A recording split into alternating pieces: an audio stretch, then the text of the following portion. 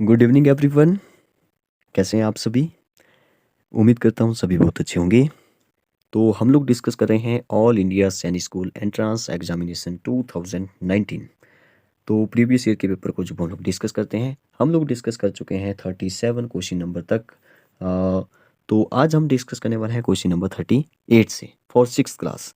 तो अगर आप किसी भी कम्पिटेटिव एग्जाम की तैयारी कर रहे हैं तो ये जो वो मैथ्स वाले क्वेश्चन है, वो रीजनिंग टाइप जो वो क्वेश्चन है, जो कि आपको जो वो किसी ना किसी एग्जाम में जो वो काम आएंगे, जिसमें मैथ्स पूछा जाता है, जिसमें रीजनिंग पूछी जाती है। तो अगर आपने पिछले वाले पार्ट्स की जो वो वीडियोस नहीं देखी है तो आप उनको भी जा करके जो वो देख सकते हैं। आपको जो वो एनसीईआरटी क्लासेस 2.1 इसी चैनल पे जो वो एक अलग से प्लेलिस्ट मिल जाएगी, सैनिक स्कूल प्रीवियस एंट्रेंस एग्जामिनेशन कुछ ऐसे लिखा होगा, उसमें जो वो सभी पार्ट्स की जो वीडियो जो वो आपको मिल जाएगी। ये जो वो हमारा पार्ट नंबर होगा 12। तो चलिए फिर ज़्यादा देरी ना करते हुए स्टार्ट करते हैं फर्स्ट क्वेश्चन से। फर्स्ट क्वेश्चन है यहाँ पे आज हमारा। अच्छा, पिछले वाला क्वेश्चन जो वो हमने डिस्कस किया था जो कि रेशो में था। इसने बोला था ABC जो वो एक रकम को जो आपस में बांटता है, जो कि रेशो दी थी 4, 7 एंड 9। तो बी का जो इसने हिस्सा बताया था, शेयर बताया था, वो था 2, 9, 8, 9। तो इसको जो वो सॉल्व कर किया था हमने कैसे, क्योंकि बी का इसने दिया है तो रेशो में जो वो बी की रिस्पेक्टिवली जो वो 7 आ रहा है। तो 7x को हमने जो वो रखा था इसके इक्वल, यहाँ से x की वैल्यू निकाली और यहाँ पे इन सब के साथ, क्योंकि ये भी 4x है, ये 9x है, तो यहाँ पे जो वो इनके अंदर x की वैल्यू डाली, सबको प्लस किया और हमारा आंसर आ गया। तो कुछ इस तरह से हमने एक ही डिस्कस किया था। आपने जो वो अब आपको जो वो एक ही क्वेश्चन जो वो नहीं करना था, आपको जो वो कुछ इस तरह से इस क्वेश्चन को समझना था कि ताकि इससे रिलेटेड जो वो और भी अगर कोई क्वेश्चन जो वो आए तो जब आप उसको भी कर लें। तो आपने जो वो इस क्वेश्चन से रिलेटेड और भी क्वेश्चन जो वो डिस्कस करने थे। तो चलिए आज का जो क्वेश्चन है वो भी काफ़ी अच्छे अच्छे क्वेश्चन है, डिस्कस करते हैं। स्टार्ट करते हैं। यहाँ पे लिखा है the average as of a class of 40 student is 18 year. तो एवरेज से रिलेटेड जो वो एक क्वेश्चन है, इसने बोला कि 40 स्टूडेंट की जो एज है वो जो वो एवरेज बताई गई है, ठीक है, वो जो वो 18 ईयर है। अब ऐसा नहीं है कि 40 के 40 स्टूडेंट की जो वो एज वो 18 ही होगी, नहीं ऐसा नहीं होगा। कईयों की 17 होगी, कईयों की 19 हो सकती है, कईयों की 10 हो सकती है, कुछ भी हो सकता है। लेकिन इसने बोला एवरेज। अब एवरेज का मतलब क्या होता है? एवरेज का सीधा सा मतलब ये है कि आपको जो वो एक बीच वाला नंबर जो वो निकालना है, जिसे आप मीन भी बोलते हैं। आपने जो वो 6, 7th, 8th, 9th क्लासेज में पढ़ा होगा, 9th में 10th में पढ़ा होगा मीन के बारे में। तो कुछ इस तरह से ही मीन हम लोग निकालते हैं एवरेज के जैसे। एवरेज जो वो हम लोग कैसे निकालते हैं? एवरेज निकालते हैं हम लोग टोटल जो भी जैसे एजेस यहाँ पे गिवन है, तो टोटल एजेस कौन कितनी है वो जो वो लिखेंगे, और नंबर ऑफ नीचे लिखेंगे, नंबर ऑफ कितने, मतलब कितने स्टूडेंट की एज है। जैसे यहाँ पे स्टूडेंट था तो नंबर ऑफ स्टूडेंट कितने हैं, तो वो जो वो आपने नीचे डिवाइड करना है। इसको आप ऐसे भी समझ सकते हैं, जैसे जैसे मैंने जो वो 5 बॉयज़ हैं, ठीक है, मैंने जो वो उनकी एज पूछ ली, ठीक है, 5 बॉयज़ की एज पूछी मैंने। तो किसी ने बोला 2 ईयर है, किसी ने बोला 5 ईयर है, किसी ने बोल दिया 10 ईयर है, और किसी ने बोला 15 ईयर्स है, ठीक है, एक और बच गया, किसी ने बोल दिया 11 ईयर है। तो मैं जो इन सबको प्लस करूँगा, और 5 स्टूडेंट है या बॉयज़ हैं, तो 5 बॉयज़ हैं तो 5 से डिवाइड करूँगा। ऐसे जो वो हम लोग एवरेज निकालते हैं। तो इतना तो आप सभी को मेरे ख्याल से पता है। अब इसका मतलब क्या है एवरेज का सीधा सा? तो यहाँ पे 40 स्टूडेंट की जो एवरेज एज है वो 18 है, ठीक है, 40 स्टूडेंट की जो वो 18 ईयर है। तो अगर मैं जो 14 को 18 से मल्टीप्लाई कर देता हूँ तो मेरे पास वो टोटल एज मिल जाएगी सभी 40 स्टूडेंट की, ठीक है। तो इसको तो मैं बाद में करूँगा, पहले क्वेश्चन पढ़ लेते हैं इसने पूछा क्या है। इसने बोला when the teacher says is also included to calculate the average age. इसने बोला टीचर की जो एज है वो भी इसमें डाल दी गई है, ठीक है, टीचर की एज जो वो अब उसमें डाल दी गई है। तो इसने बोला कि वो एवरेज एज एज जो वो अब 19 ईयर हो गई। जैसे ही इसमें जो वो 40+1 हुआ, मतलब कि ये टीचर की एज जो वो ऐड हुई, तो इसने बोला कि जो एवरेज है वो जो वो 19 ईयर आ रहा है। तो भी क्या पूछेगा, ये पूछेगा कि टीचर की एज जो वो कितनी है। काफ़ी इंटरेस्टिंग क्वेश्चन है कि टीचर्स की एज वो कितनी होगी। तो चलिए हम ऐसा करते हैं कि व्हाइट बोर्ड पर जो वो डिस्कस करते हैं, ताकि आपको जो वो और भी इससे रिलेटेड क्वेश्चन जो वो समझ आए। और एक क्वेश्चन को जो वो कुछ इस तरह से समझा करें कि ताकि जो वो इससे रिलेटेड जब वो कोई भी क्वेश्चन चाहे एग्जाम में आ जाए एवरेज से रिलेटेड, तो उसको जो वो आप लोग डिस्कस कर पाएँ, सॉरी सॉल्व कर पाएँ। तो देखिए हमारे पास है 40 स्टूडेंट की जो एज है, ठीक है, 40 स्टूडेंट की जो एवरेज एज है वो है 18। तो अगर मैं जब वो 40 को 18 से मल्टीप्लाई करता हूँ तो टोटल एज जो वो मुझे मिल जाएगी। तो 14, 8 को 40 को 8 से, तो मैं क्या करता हूँ 18 को 4 से मल्टीप्लाई कर देता हूँ, 18 4 जो होता है 72, और ए वाली जीरो जो मैंने इसके आगे चिपका दी, ठीक है। तो ऐसे जो वो आप डायरेक्ट कर सकते थे। तो 18 को 40 से मल्टीप्लाई किया 720 आ रहा है, मतलब कि सभी 40 स्टूडेंट को की एज को प्लस करेंगे तो 720 ही आएगा, ठीक है। लेकिन उसमें ऐसा है कि 18 जो वो सबकी एज नहीं है, मैंने बताया कि ये जो वो कैसे हुआ। अब देखिए इसने बोला कि टीचर की एज जो वो उसमें ऐड होगी, मतलब कि 40 + 1 ए टीचर जो वो यहाँ पे ऐड हो गया, मतलब कि अब 41 हो गए। तो इसने बोला कि अब जो वो 19 ईयर बन गई एज। तो अगर मैं बोलूँ इसका जो वो टोटल निकाल लें, क्योंकि अब तो ये कि यहाँ पे प्लस हो गया तो 41 हो गए, तो 41 मल्टीप्लाई बाय 19 कर देते हैं, 41 मल्टीप्लाई बाय 19, तो 19 1 जा 19, 19 1 बचा, 19 4 जा होता है 72, और 72 नहीं 78 होता है, ठीक है। 76 होता है, 19 4 जा 76 होता है, तो एक प्लस किया तो आ जाएगा यहाँ पे 77, 7 19 1 जा 19 होता है, यहाँ पे 9 आना था, मैंने वो लिख दिया गलती से, 779। तो ये जो जब टीचर की एज जो वो इसमें डाली गई, तो हमारे पास जो टोटल एज बनी वो जो वो बनी 779 ईयर्स, ठीक है। इतनी जो वो एजेस टोटल बनी सबकी। अब बात ये है कि अगर आप जो वो यहाँ से देखें कि जब टीचर की एज को जो वो नहीं ऐड किया था तो हमारी थी 720, अब टीचर की एज भी उसमें डाली गई तो बना 789, ठीक है, 779 सॉरी। तो अच्छा यहाँ पे जो वो 79 और 80 को जो ज़रा समझते हैं, क्योंकि इसमें जो वो थोड़ी सी बहुत सारे बच्चों को भी जो प्रॉब्लम होती है कि 79 कब बोलेंगे, 89 कब बोलेंगे, ठीक है। तो ये जो वो 789 है, ठीक है। 79 जो वो 79 है। मैं देखिए यहाँ पे जो वो देखिए 79 कब बोलते हैं, 79, 79 के बाद 80 आता है, ठीक है। 79 के बाद 80 आता है, ऐसे वो आप इसको याद रखते हैं। तो 79 हो गया हमारा 79, ठीक है। 79 के बाद 80 आएगा, 80। तो एक होता है 89, ठीक है, जिसको हम 90 भी बोलते हैं अपनी लैंग्वेज में, 89 जिसको बोलते हैं 89। तो 89 जो होता है वो जो वो होता है 89, ठीक है। तो 89 हो गया 89, और 79 हो गया 79, ठीक है। इसमें जो वो बहुत सारे बच्चों को कन्फ्यूजन होता है। तो जब एवरेज एज वो 40 स्टूडेंट की निकाली तो आ रहा था हमारे पास 720, और जब टीचर की एज जो वो डाली तब जो 41 हो गए तो हमारी एज बन गई 779। अब सीधी सी बात है कि अगर मैं टीचर की एज निकालनी हो तो कितना बड़ा यहाँ पे कितनी एज बढ़ गई वो जो वो माइनस करके निकल जाएगा, 779 टीचर की एज जो वो निकल जाएगी जब माइनस करेंगे इसको। तो यहाँ पे आ गया 9, यहाँ पे बचा 5, 59, 59 will be the right answer. 59 देखिए यहाँ पे फर्स्ट ही ऑप्शन में आपको दिखाई दे रहा है। नेक्स्ट क्वेश्चन पे चलते हैं। नेक्स्ट क्वेश्चन है, हाँ नेक्स्ट क्वेश्चन काफ़ी इंटरेस्टिंग है और काफ़ी इंपॉर्टेंट भी है। आपको जो वो HCF एलसीएम के बारे में पता होना चाहिए। इसने पूछा what is the greatest number which when divide 3026 5053 leaves remainder and 13 respectively. क्या क्वेश्चन है, इसने बोला कि वह बड़ी से बड़ी संख्या जो वो कौन सी है जिस संख्या से जो वो हम 3026 को जो वो डिवाइड करें और 5053 से डिवाइड करें तो आपको रिमाइंडर जो वो, जब इसको करेंगे तो रिमाइंडर जो वो 11 आना चाहिए, और इसको करेंगे तो रिमाइंडर 13 आना चाहिए। कुछ इस तरह से क्वेश्चन है, ठीक है। तो इसको भी मैं जो वो व्हाइट बोर्ड पे जो वो बताऊंगा। पहले जो वो एक बार फिर से जो क्वेश्चन को पढ़ते हैं। इसने बोला कि कोई एक नंबर से जो वो आपको इन दोनों नंबरों को डिवाइड करना है, एक तो 3026 को, और इसी नंबर से जो वो आपको 5053 को डिवाइड करना है। इसने बोला जब इसको डिवाइड करेंगे तो आपके पास 13 आएगा, 11 और 13 आएगा रिस्पेक्टिवली। तो 11 आएगा इसको डिवाइड करेंगे और इसको डिवाइड करेंगे तो 13 आएगा। अब वो नंबर कौन सा है वो निकालना है। काफ़ी अच्छा क्वेश्चन है, ठीक है। और इसको जो वो ज़रा देखते हैं, मुझे याद रह जाएगा कि इतना कितना जो हमारे पास था व्हाइट बोर्ड पे। इसको जो वो ज़रा देखते हैं।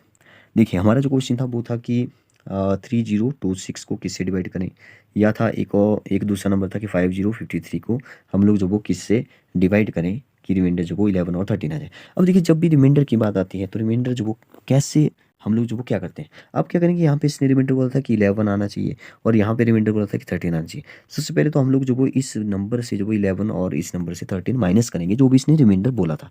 ये जो माइनस क्यों कर रहे हैं, देखिए आपको जो अगर मैं सिंपल बोलूँ कि 18 को जो वो मैं किस नंबर से डिवाइड करूँ कि रिमाइंडर 3 आ जाए, ठीक है। अब आप सोचेंगे कि 18 को अगर मैं माइनस करूँ 3 से तो 15 आ जाएगा, और मैं 15 को जो वो 15 से 18 डिवाइड करूँगा तो रिमाइंडर 3 बच जाएगा, ठीक है। तो तभी जो वो इसी कंसेप्ट के साथ जो वो हम लोग क्या कर रहे हैं, पहले इसको माइनस कर रहे हैं दोनों को, फिर जो वो हमारे पास यहाँ पे बचता है, देखिए यहाँ पे आ जाएगा 5, यहाँ पे आ जाएगा 1 3 0 1 5, ठीक है, यहाँ पे माइनस करके 3015 आ गया और इसको माइनस करेंगे तो 0 4 50 40 जो वो यहाँ पे आ रहा है। अब सीधी जैसी बात है कि ये क्योंकि हमने जो वो हाईएस्ट नंबर निकालना है जिससे डिवाइड करेंगे दोनों को, तो हाईएस्ट का मतलब है HCF, क्योंकि कॉमन दो की बात हो रही है तो कॉमन, तो हाईएस्ट की बात हो रही है तो हाईएस्ट, HC फैक्टर की बात हो रही है तो हाईएस्ट कॉमन फैक्टर इन दोनों का जो होगा वो हमारा वो नंबर होगा जिससे इसको डिवाइड करके जो रिमाइंडर हमारे पास ये मिलेगा। ठीक है, तो ऐसे क्वेश्चन जो वो ऐसे ही करते हैं। आप क्या कहते हैं, जो रिमाइंडर दिया होगा उसको माइनस करना है फिर HCF निकाल। एक गलती मत करिए, प्लस मत कर लीजिए, आपने माइनस करना है। ठीक है, तो एक एक का जो वो एलसीएम सॉरी HCF तो आप डायरेक्ट भी निकाल सकते हैं। तो मैं जो वो ज़रा बिल्कुल जनरल मेथड से जो वो पहले बताता हूँ कैसे करेंगे। एक था हमारे पास 3015 था शायद, यस, और एक था 5040। आपको जो वो इसके प्राइम फैक्टर निकाल लेने हैं, तो इसके प्राइम फैक्टर आ जाएंगे 3 multiply by 3 multiply by 5 multiply by आ जाएगा यहाँ पे 67। आप चाहो तो साइड में निकाल सकते हो 3015 ऐसे। पहले 3 से देख लो क्योंकि 5 और 1 6 होता है, 6 और 3 9 होता है। तो अगर सम ऑफ डिजिट जो वो 9 बन रहा है जो 3 का मल्टीपल है, 3 के टेबल में आता है, या ऐसा नंबर जिस जो सम जो वो अगर ऐसा आए जो 3 से डिविजिबल हो, ठीक है, तो वो नंबर जो वो 3 से डिविजिबल होगा ही। तो ऐसे आप चेक कर सकते हो, 3 से देखेंगे फिर से 3 आ जाएगा, फिर 5 से देखेंगे फिर कुछ नंबर आएगा, फिर वो 67 से है जाएगा। 67 जो वो हमारे पास प्राइम नंबर है, तो उसको आगे सॉल्व मत करिएगा, आगे सॉल्व होगा ही नहीं तो कैसे करिएगा। ठीक है, तो ये जो वो इसके प्राइम फैक्टर आ जाएंगे। अगले वाले के 5040, तो इसमें तो 2 2 से करना पड़ेगा पहले, तो 2 आ जाएगा मेरे ख्याल से, 2 2 2 2 4 टाइम्स आ जाएगा 2, और 3 multiply by 3 multiply by 5 multiply by 7।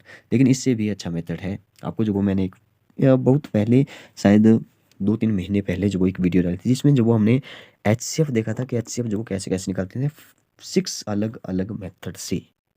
ठीक है, तो यहाँ पे जो वो यहाँ पे फिर क्या करते हैं, देखिए एलसीएम निकालना है तब तो आपको सभी नंबरों को मल्टीप्लाई करना होता है जो मैक्सिमम टाइम, जैसे 3 जो वो यहाँ पे 2 टाइम्स है, यहाँ पे भी 2 टाइम्स है, 2 टाइम्स तो वो मल्टीप्लाई करना पड़ेगा। 67 भी एक 1 टाइम्स है, वो भी मल्टीप्लाई करना पड़ेगा एलसीएम के लिए। लेकिन HCF में जो वो हम लोग कॉमन देखते हैं, एलसीएम ईजी है, सॉरी HCF ईजी है। देखिए यहाँ पे 3 है, यहाँ पे भी 3 है, तो 3 तो आ गया, यहाँ पे भी 3 है, यहाँ पे भी 3 है, तो एक 3 और आ गया। यहाँ पे 5 है, यहाँ पे 5 है, ये 5 आ गया।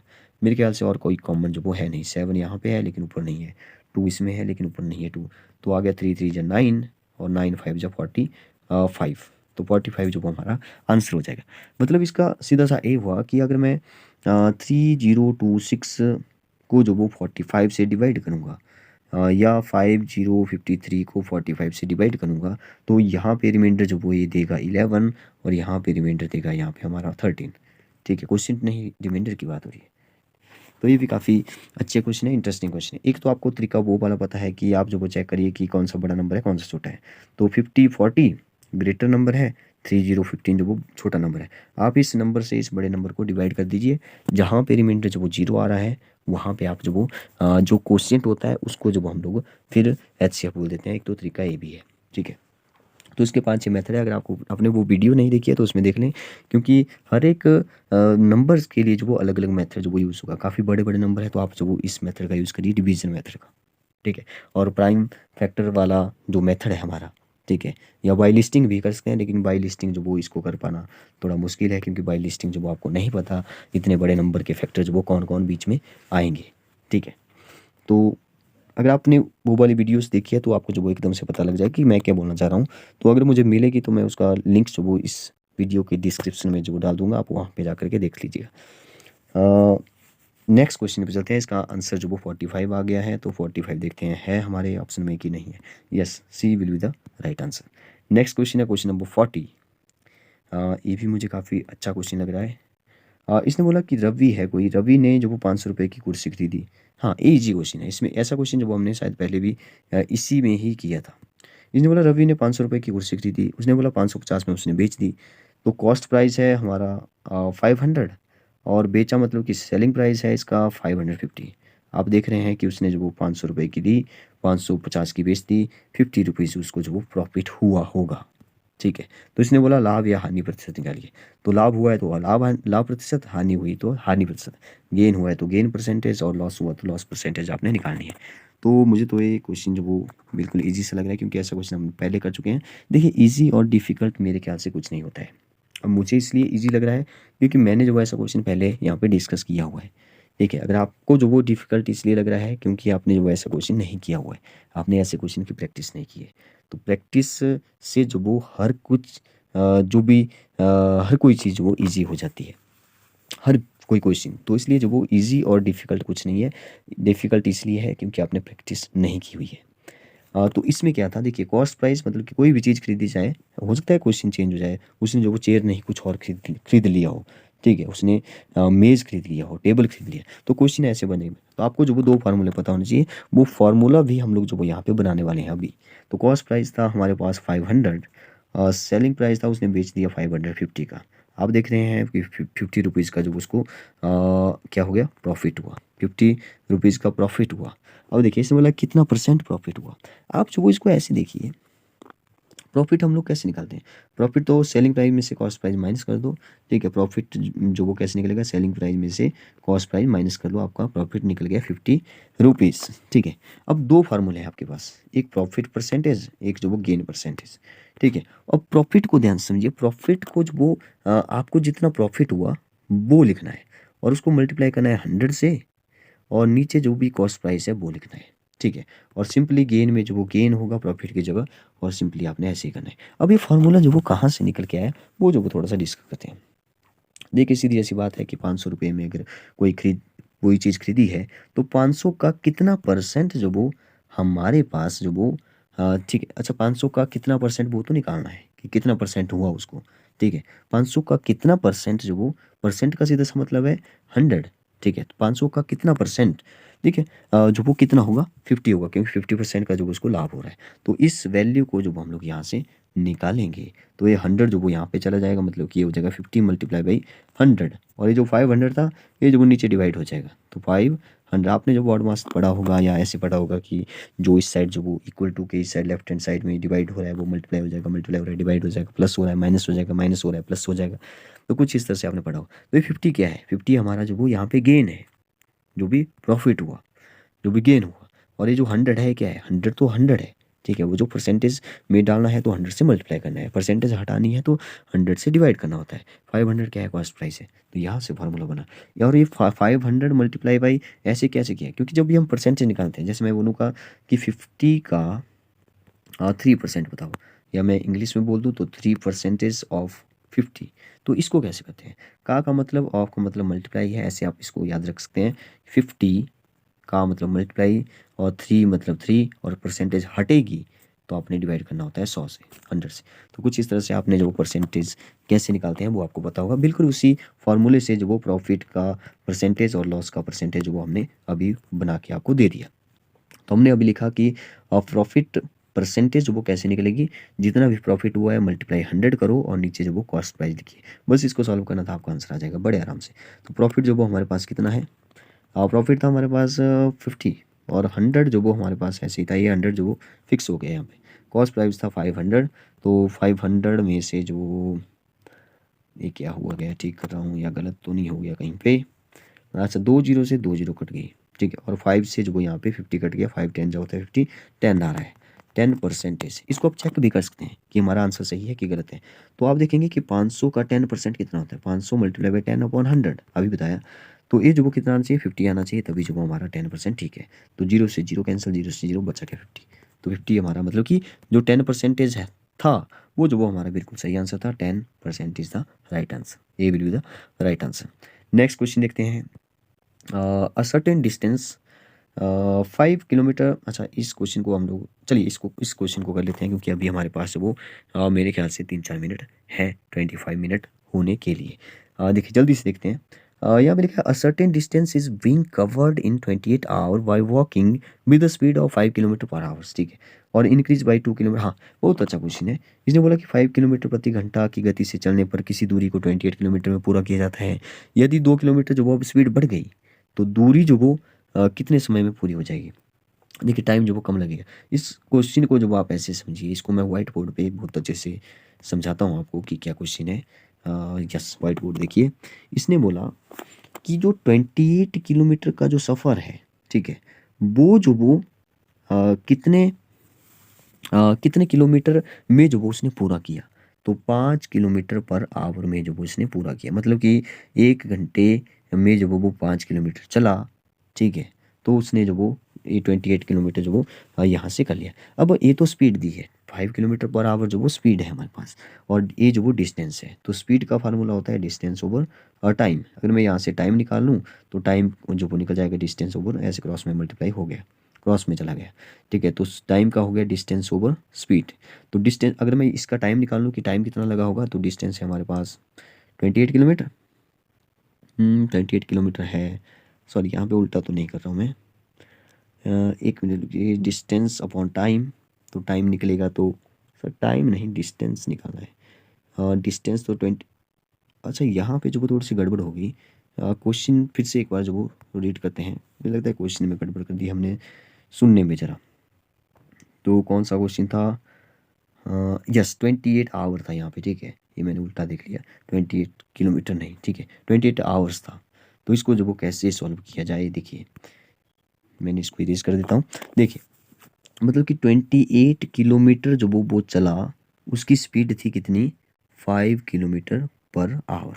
28 किलोमीटर चला, अभी डिस्टेंस नहीं निकल रहा है, 28 किलोमीटर चला वो, सॉरी सॉरी यहाँ पे फिर से गड़बड़ होगी, 28 किलोमीटर नहीं सॉरी 28 आवर जो वो जो वो यहाँ पे कवर किया उसने। 28 आवर में जो वो डिस्टेंस कवर की, डिस्टेंस नहीं गिवन है, 28 आवर लगे उसको, और स्पीड जो वो कितनी है हमारे पास 5 किलोमीटर पर आवर है, ठीक है। अब आप समझ गए होंगे। अब स्पीड का फार्मूला होता है डिस्टेंस ओवर टाइम, ठीक है, यही होता है वो डिस्टेंस का फार्मूला। और अगर मैं स्पीड का फार्मूला डिस्टेंस यहाँ से निकाल दूँ तो ये बन जाएगा स्पीड मल्टीप्लाई बाई टाइम।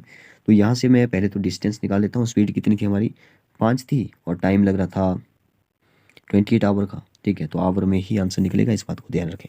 तो ये बन जाएगा 28 5 जो होता है 140, वो 140 किलोमीटर, ठीक है। तो वन ये जो डिस्टेंस निकली ये निकली 140 किलोमीटर। अब देखिए इसको याद रखेंगे 140 किलोमीटर। अब इसने देखिए क्वेश्चन अकॉर्डिंग टू क्वेश्चन इसने बोला कि स्पीड बढ़ गई। अब पहले स्पीड जो वो 5 थी, 2 किलोमीटर और बढ़ गई, तो इसकी होगी 7 किलोमीटर पर आवर।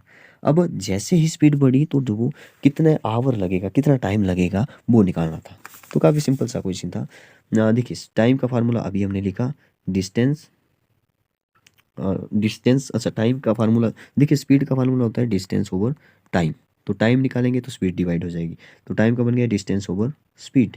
तो डिस्टेंस कितनी है, डिस्टेंस वही है, डिस्टेंस तो उतनी थी, ठीक है। तो डिस्टेंस हमने निकाली 140, तो 140 जो वो डिस्टेंस है, और स्पीड कितनी है, स्पीड बढ़ गई थी उसकी 5 और 2 7 हो गया। तो 7 से इसको काट दो, 7 2 जा 14, जीरो काट के ऊपर लगा लो 20। तो 20 आवर जब उसको लगेंगे अगर स्पीड बढ़ जाएगी तो। ऐसे लगते थे उसको 28 आवर। अगर स्पीड 2 किलोमीटर बढ़ गई तो उसको लगेंगे 20 hour. 20 hour is the right answer. देखते हैं ऑप्शन में है या नहीं है 20 hours. C will be the right answer. तो बताइए आपको वीडियो कैसी लगी। Thank you, bye bye, good night.